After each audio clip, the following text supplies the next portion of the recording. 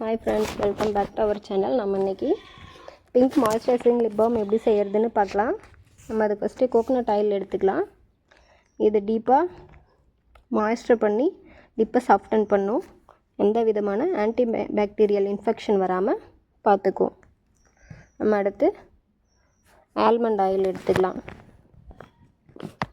Almond oil வந்து vitamins இதில் நிறைய இருக்குது.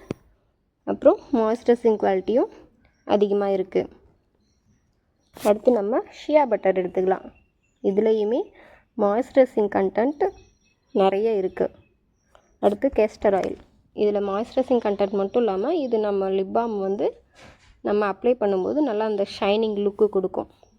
அதுக்காக வந்து நம்ம கேஸ்டர் ஆயில் எடுத்துக்கிறோம். அடுத்து பீஸ்வேக்ஸ்.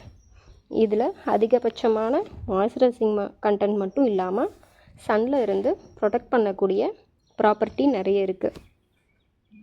நம்ம இன்க்ரீடியண்ட் எல்லாம் மெஷர் பண்ணி எடுத்துகிட்டு நீங்கள் டபுள் பாயிலிங் மெத்தடில் இல்லாட்டி நீங்கள் இண்டக்ஷனில் பண்ணுற மாதிரி இருந்தால் ரொம்ப ஹீட் கம்மியாக வச்சு மெல்ட் பண்ணி எடுத்துக்கோங்க. நீங்கள் லிப் சேஃப் கலராக பார்த்து வாங்கி ஆட் பண்ணிக்கோங்க. நார்மல் கலர்ஸ்லாம் யூஸ் பண்ணக்கூடாது. நீங்கள் கலர்ஸும்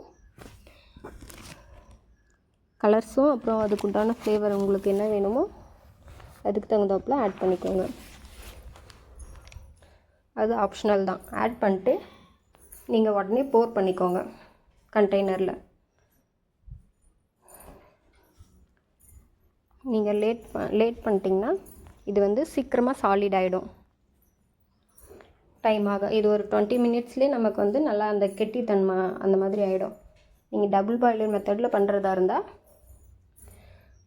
நீங்கள் வந்து அது கெட்டி ஆயிடுச்சுனாலும் நீங்கள் திரும்ப அந்த பாயில்டு வாட்டர்லேயே வச்சிங்கன்னா திரும்பவும் லிக்விட் ஆயிரும். நீங்கள் திரும்பவும் எடுத்து கண்டெய்னரில் போட்டுக்கலாம். இது வந்து நமக்கு ஒரு 20 மினிட்ஸ் அப்படியே நம்ம விட்டோம்னா நல்லா சாலிட் ஆகிடும். 20 மினிட்ஸ்க்கு அப்புறம் பாருங்கள் இப்படி இருக்குது.